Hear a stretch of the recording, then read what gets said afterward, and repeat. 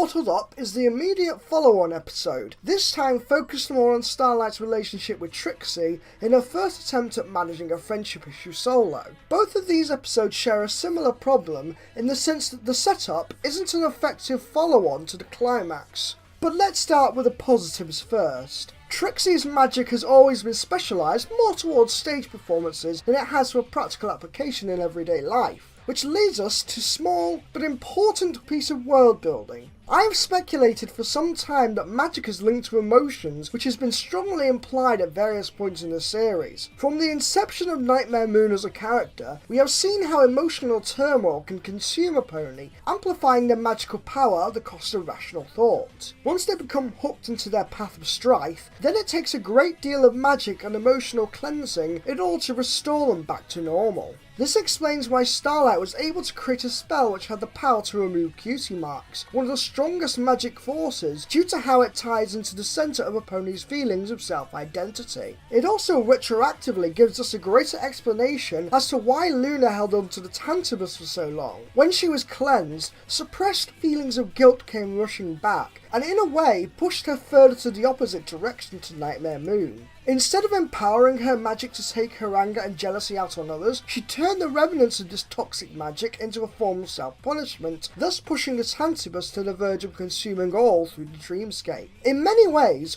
All Bottled Up shares similarities with Dew Princess's Dream of Magic Sheep, as it is about a character literally bottling up their negative emotions to maintain order, much to their detriment.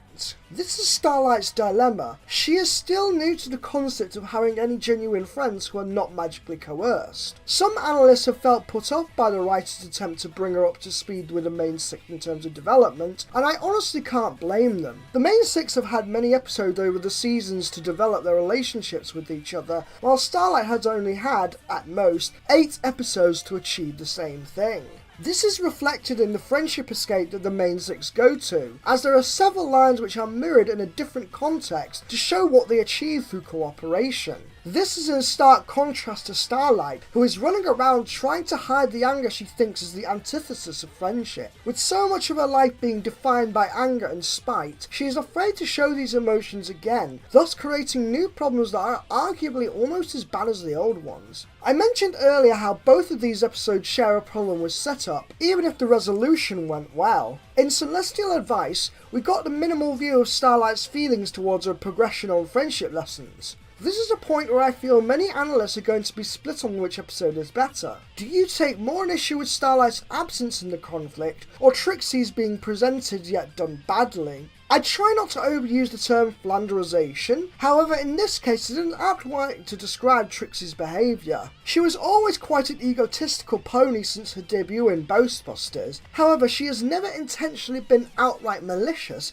until she was under the control of the Alicorn amulet. In this episode however, she's such an incredible jerk to Starlight for no apparent reason. She takes every opportunity to show how little she cares about the consequences of her actions, nor show how much trouble she is causing for Starlight. Given the importance of the map and how run down Starlight becomes, you would think that she'd notice something was up. But no, even when the other townsfolk were almost exploding with rage at the annoying situations that Trixie herself caused, she still isn't able to understand how the context of her words applies to her earlier actions. Trixie didn't need to be portrayed as remorseful right away either, as that would invalidate the point of the story. However, Trixie still didn't need to be completely oblivious to Starlight's anger either. Instead, she could have shown that her ego was a mask to hide her own insecurities about being a bad friend. As the episode wore on, the mask of self-confidence would start to crack, with Starlight's frustration at her attempts to shrug off the wrongdoings increasing as a result.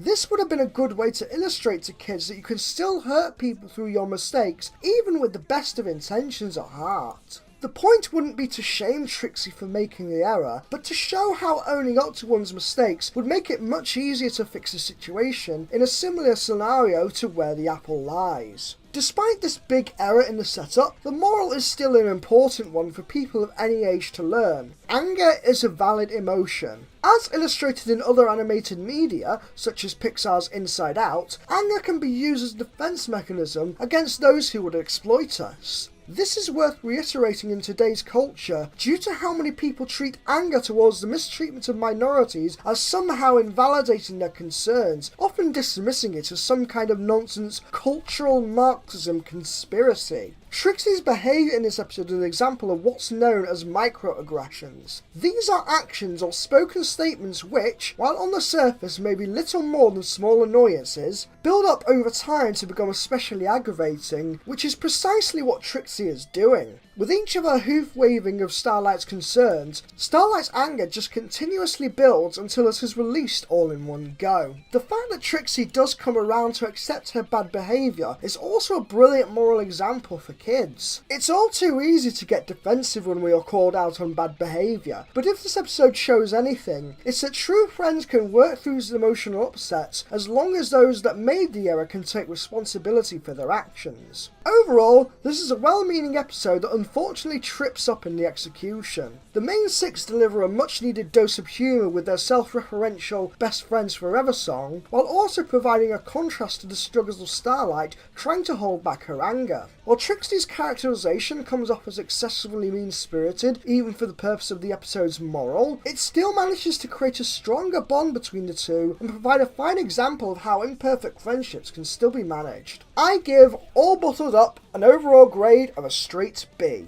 What did you think of these episodes? Do you have experience with friendships refusing to accept their misdoings? Feel free to leave your thoughts in the comments below. Until the next time, this is the Nightmare Rider, Major Mind, taking a dramatic exit, stage left. Okay, next time, I'm sticking with portals.